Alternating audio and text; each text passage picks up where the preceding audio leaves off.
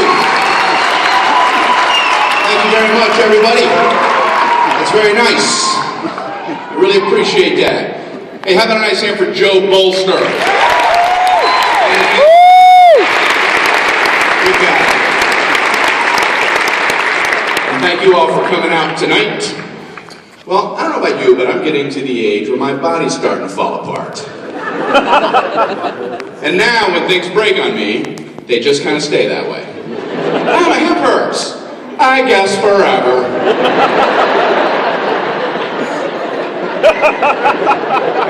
Bang my knee. I guess I'll get used to that pain.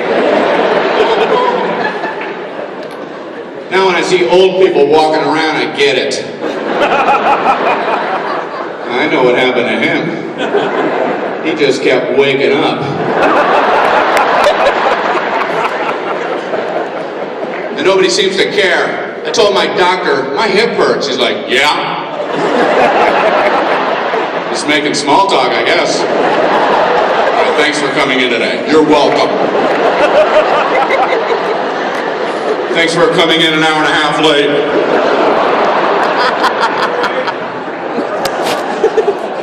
I don't get the doctor being a late thing. I don't get it. I don't accept it. I have a 2 o'clock appointment. I want him looking at me at 2 o'clock. We agreed. I called ahead. I know you're a busy man. That's why I called ahead. I didn't just happen in on the guy. I'm going in there. Tell him to come and look at me. I called a week, 2 weeks ahead of time. I called. I don't know who they think they are. The only way I think it would be okay for the doctor to be late is if at 5:02 you're in the waiting room and you notice from under the door that leads to the back rooms a pool of blood coming out into the waiting room. Everybody has to lift their feet. I think we might be delayed. Then it would be okay for him to be 5 minutes late. Clamp whatever's bleeding, get me back there. I want to hear a clamp noise, then you saying, I'll get back to you later.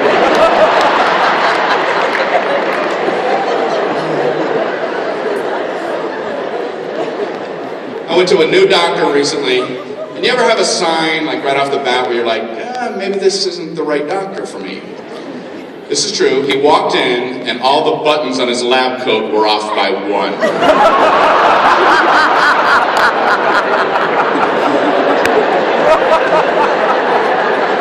If he can't handle the buttons...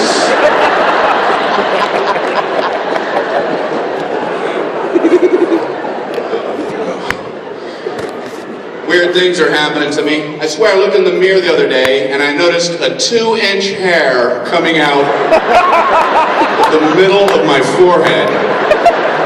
What in the world? And I know it was 2 inches because I measured it. Now I don't know how long it takes for a hair to grow 2 inches, but nobody in my life bothered to tell me about it. For the entire growing season. They must have had daily conversations. Has he noticed yet?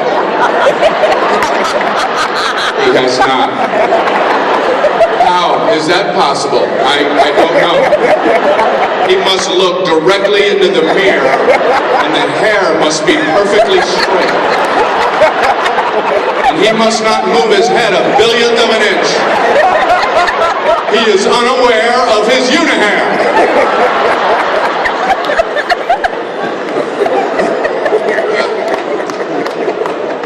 I'm trying to get healthy. I don't know. It's my New Year's resolution to lose 20 pounds. We're just barely over 2 months in, and I've already gained 6 pounds. Thank you.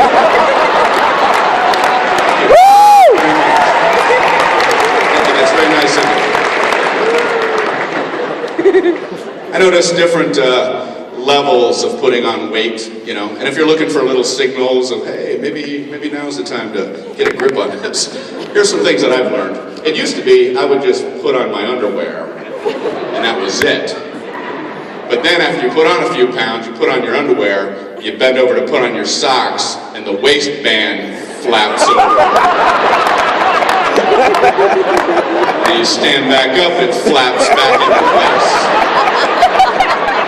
But then you put on a few more pounds, you bend over to put on your socks, your waistband flaps over, you stand back up, it doesn't flap back up. Then you put on even a few more pounds, you just put on your underwear, and for no reason your waistband just flaps over. And you can't even see your socks.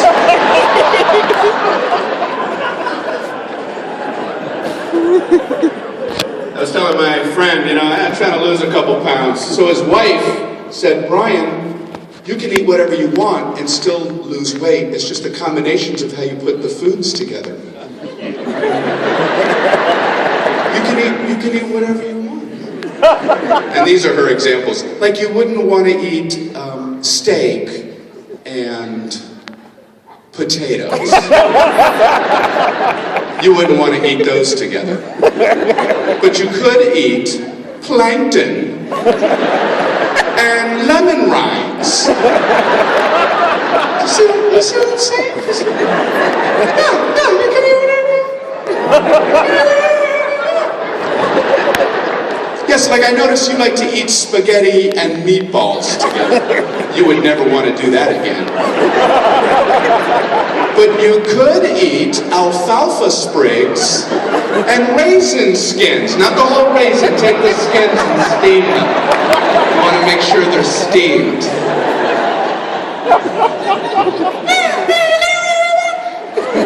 That's what it started sounding like to me. It made me more comfortable to start jarbling her words into a high-pitched shrill.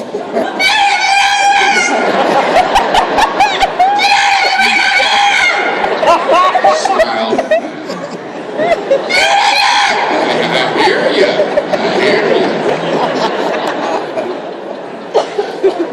So I've been eating a lot of donuts.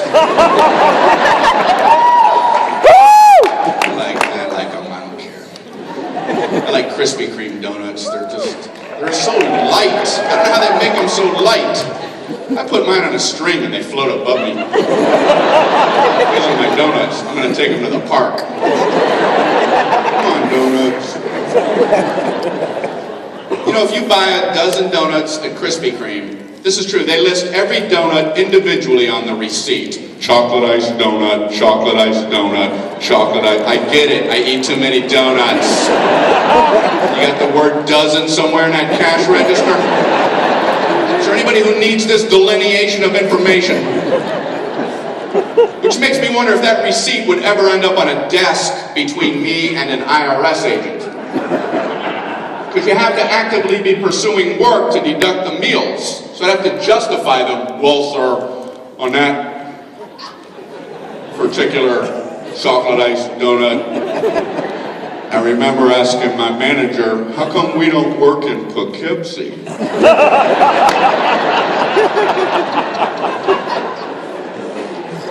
And on that double fudge, deep fried, custard filled, caramel encrusted Springfest, I remember saying, we should try to get a Muscle magazine cover.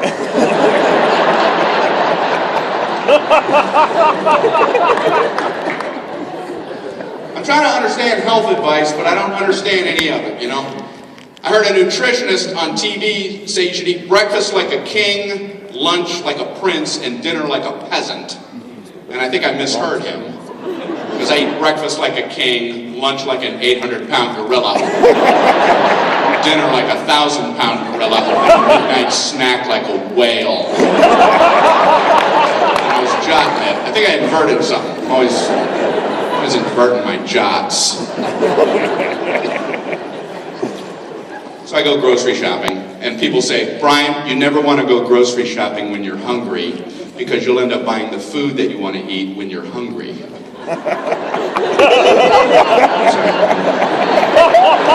Clearly I missed a verb or something. Can you run that by me again? What the hell does that mean? Never design a house you want to live in. Because you might end up living in that house.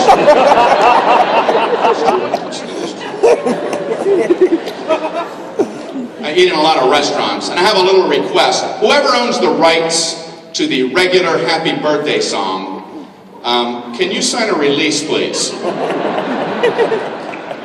So I no longer have to hear these weird restaurant versions. Happy birthday, happy day, happy birthday, happy birthday, hey, hey, hey! I don't know what that is. I don't like it. Plus, you know when you hear it, you're going to have to hear it again in another 5 minutes. Because some other family's not going to let that slide. You can hear them huddling up, you know. Oh, that was sweet.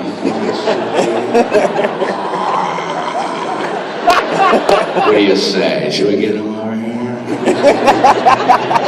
We can't let others have things we don't have. It's Marvin's birthday in a little over 11 months. Should we? Yeah, let's do it. Okay, excuse me. Yes, could you bring that same collective disinterest over here, please?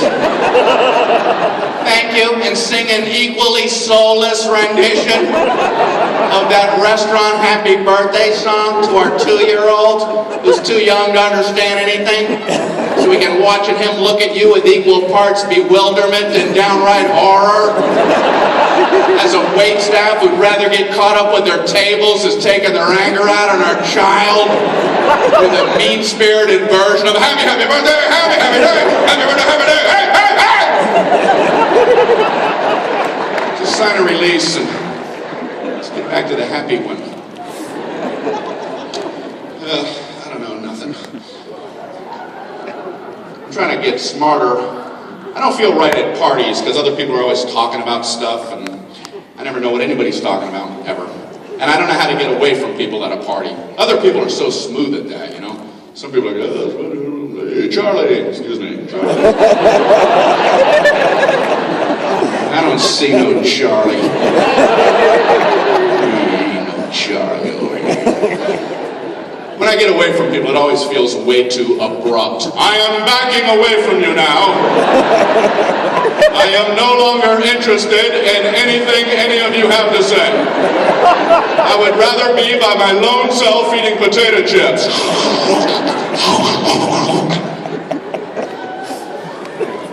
I go to this party recently and, you know, trying to mingle.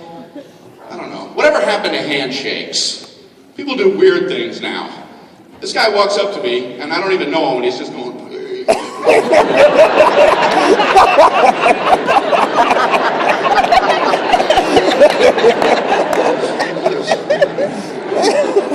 And then I realized, oh, he's shadow boxing.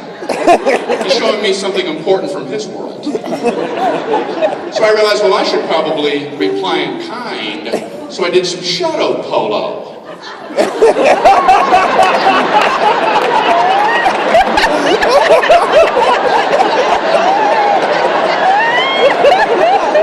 It's like a cultural exchange. And then I did some shadow curling with the broom part.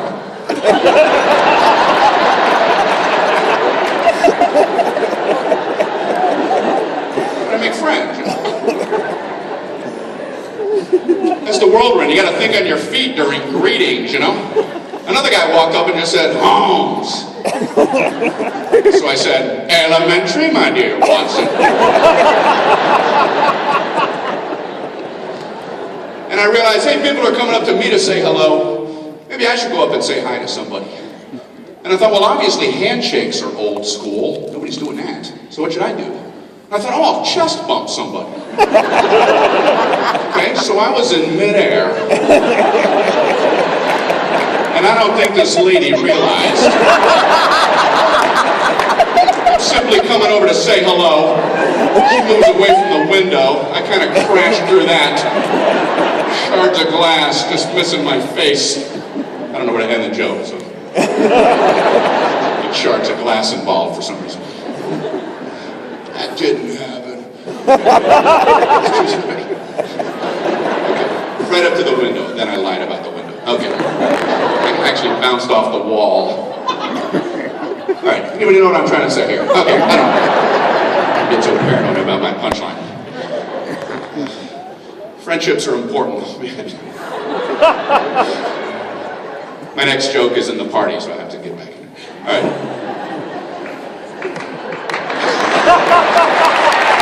I messed up. I can't go through the window because the next joke's inside, so. Tactical mistake. So I'm face down in the dirt outside. There's no jokes out in the dirt. You gotta get back inside.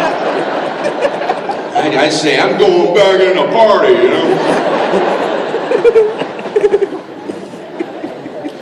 Friendships are crucial. You know, you need friends, and you have to rise to the occasion as a friend. One thing is like, if you have to listen to your friends' stories. And let's face it, not everybody tells stories as well as other people. But you have to listen to all the stories. I have a friend who likes to play the lottery, and he tells incredible stories. He likes to tell me about the numbers that he picked. And these are some of the best anecdotes, tales that I've ever heard. I don't know if it's the way he puts them together, just he's a real raconteur. He told me one last week, I hope I can do it justice. I got 4 tickets. The first ticket, I picked a 2, 4, 12, 21, 29. Second ticket, I had a 3, 16, 27, 30, 34. Third ticket, I had the 3 on the second ticket and the third ticket. I had the 3, 16, 26, 27, back to back, 26, 27, back to back, 40, I had a 40, I had a 40. Fourth ticket, I knew I had the 2 on the first and the 3 on the second and third ticket, so I got the 5 on the fourth ticket. I had the 5, 17, 21, 28. My thinking on the 28 was, hey, get the 28. This is a story he thinks he's allowed to tell other human beings. So I'm doing my best to hang in.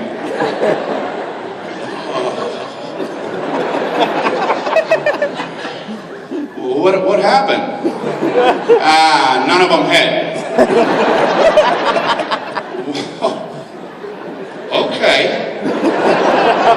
That's a surprise twist at the end. I could have sworn that you would have only said all of that if it followed something. But you did a 180. You actually managed to follow all of that with less.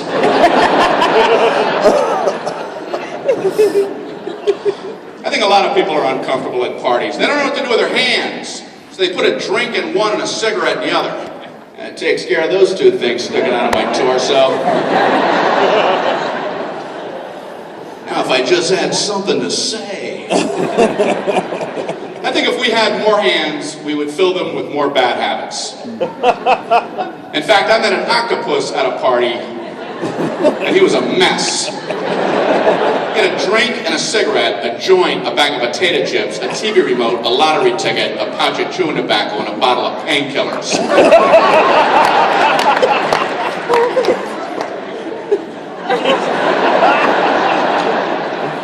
Look up close. Maybe that's a nonopus. I heard a scientist on TV. I think he was a scientist. He said a lot of people think octopuses have 8 arms. They actually have 6 arms and 2 legs. So there you go. Doesn't that clear up a lot of confusion? It never looked right to me. Every time I was looking at one, I'm like, no. Somebody explain those 2 shoes. And when he gets up on them and does this whole business,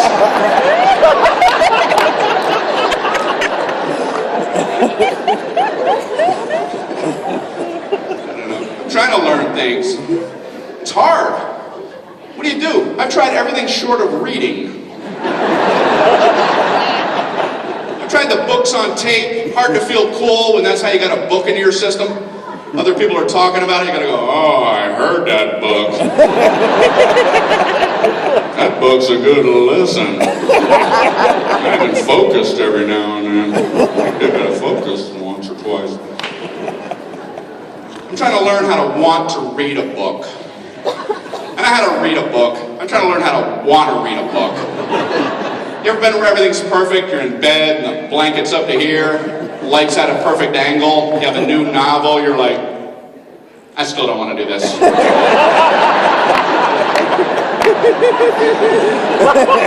Ceiling cracks.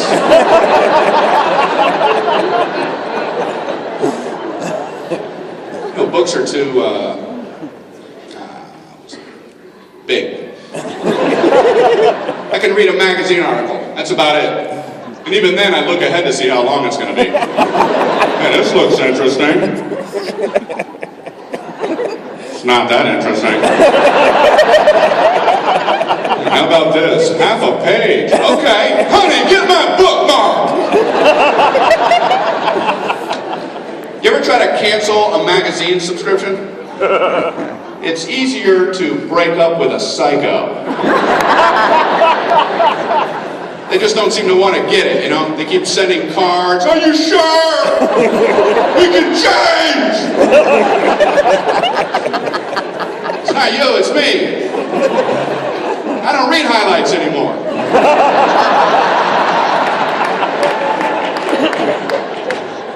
If you have a fledgling publication and you're looking to get some buzz, publish a top 10 list of anything. People will immediately care about your publication. You could publish a top 10 list of the best bakers from Des Moines, Iowa in the 1950s. Trust me, people will write in, how come Marvin Wilson didn't make the top 10? He used to make good butter rolls.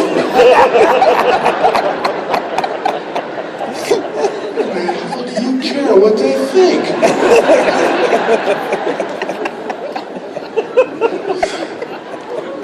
I got a subscription to National Geographic, which is a great magazine. Yeah. I'll get an amen on that. Never struck a nerve at that point in the show. National Geographic! Now we're talking, Chuckles. Right? Should open with this whole chunk. Where are my National Geographic readers? All right. Anyway, I got a subscription, and it's a great magazine, and they surprised me. In addition to the magazine, they sent me a membership card for the National Geographic Society, so I can put that in my wallet. So it can always be in my wallet. Because I have yet to come across a scenario where that would actually come out of my wallet. When would that happen? I'm sorry, we don't have any tables available this evening. Oh, you don't.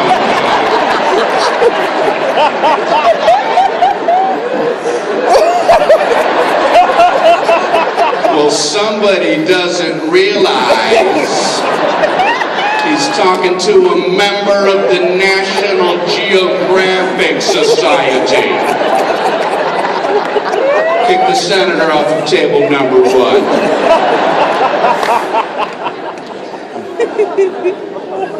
Just had a big election. I love watching the presidential election. When there's a new candidate, you know, that nobody's ever seen, the first time I ever see them, the first thing they say, I'm already confused every time. They're always behind a podium. I've never seen the person, and they're saying, I'm forming a presidential exploratory committee. What is that? Is that committee going to come back with information they weren't aware of? Okay, here's what we found out. It's a 4-year job.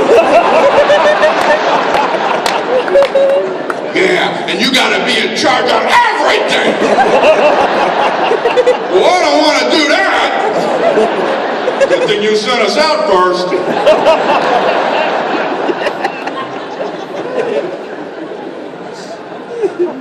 I love campaigns at the local level. Where I live, the candidates just have billboards on the side of the road, just their name and 2 one-word qualities. Biff Wilson, leadership, integrity. Say no more, Biff. That's what I'm looking for right there. He nailed it, man. 2 favorite qualities in a candidate. Did you read that? Leadership and integrity. I am in.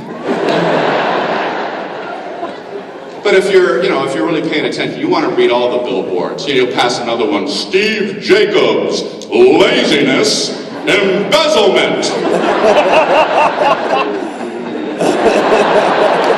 No. When you step back and really weigh everything between the candidates, when you really look at it, when you really weigh it. The negative campaign ads, I don't know if you can stop them, maybe not. But here's an actual negative campaign ad at a local level about the other candidate. This is true. It's a sinister voiceover, and the guy said, he voted to allow 7-year-olds to be tasered. In the interview, the guy who had voted for that, he's like, I meant worst case scenario. If a child gets a weapon, you don't want to hurt him. Maybe you taser him to get the weapon away. As if that was that man's platform. I want to taser 7-year-olds. He's talking to his staff. If I'm elected, can we have some 7-year-olds on the stage with me? I'll swear, and then I'll taser a 7-year-old. I'll say, I said, and I'll taser another one. How many can we bust in for the inauguration?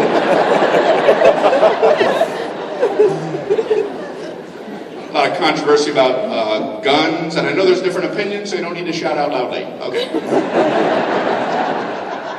I did these jokes last week in Texas. And, I'm glad to be alive. I know there's different opinions, and I get that, and I respect that. And I'm trying to understand both sides.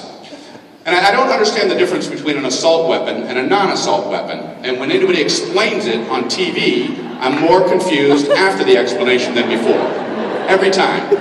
It's always said in a condescending way. You got these liberals who think that a single pull, 100 clip, 42 Colt action, bolt level single action is the same as a 33 magazine, single Colt, double pull action. That's like saying a 43 22 mag with a 100 clip is the same as a 47 single lever bolt action Colt. Okay, well, thanks for clarifying that. Appreciate the explanation. I don't know nothing. Whatever I learn, I forget anyway, so what's the point of learning anything?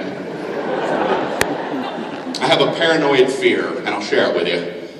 I don't read a lot because my fear is, what if I read every book in the entire world except for one? And then that book I didn't read had information that contradicted all the other books. That's why I don't read any books. I don't waste my time. My memory's going anyway, you know. I'm not making this up. Every once in a while the microwave will ding, and I'll have no idea what the hell's in there. What kind of short-term memory problem is that?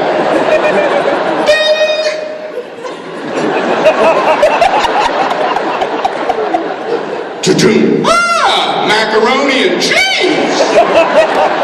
And I like that! I like checking the mystery box.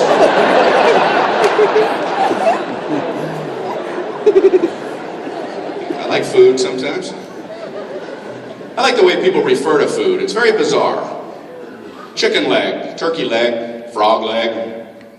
Except lamb, leg gets put in the front. What is tonight's special? Tonight's special is leg of lamb!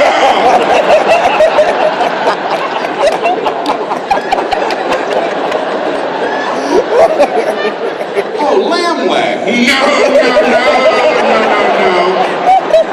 Not just any lamb leg. Leg of lamb!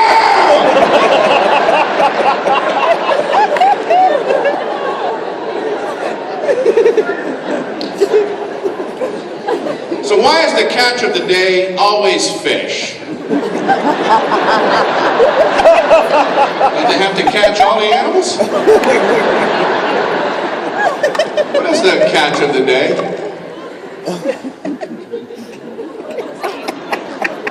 The catch of the day is cow.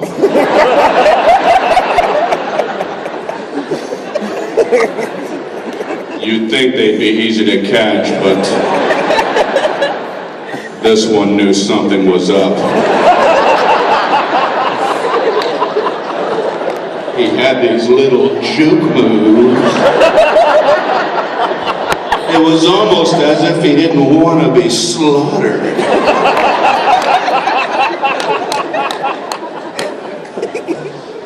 I like when you order in a fancy restaurant, no matter what you order, they compliment your order. What will you be having tonight, sir? I'm gonna have a hamburger. Excellent choice.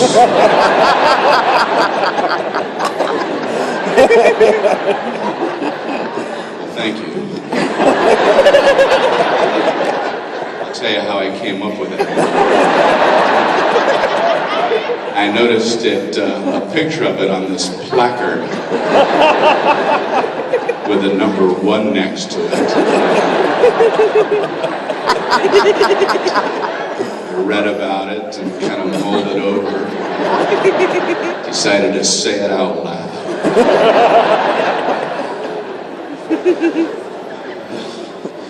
Well, anyway, I'm always trying to learn things. I'm always trying to keep my eyes open for historical markers. Sometimes airports have exhibits where you can learn things. I was at an airport recently and I saw an exhibit for what I assumed was for the Shoshone Native American tribe. So I walked up there and I was like, I want to learn about Native Americans. And the guy said, here at the shoe shine stand?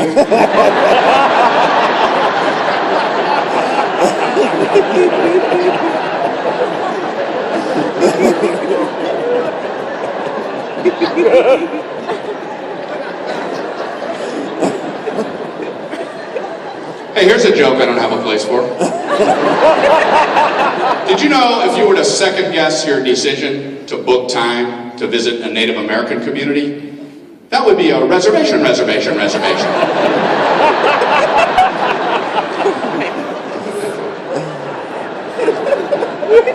right, so there's a screenwriter named Brian Regan. He's not me and I'm not him. And he's a very good writer. Same spelling, same pronunciation. But we're different human beings. He wrote 102 Dalmatians and How to Lose a Guy in 10 Days, and he's an excellent writer. But I found out about him. I was out on the road, and these people said, hey, you want to do a local TV interview?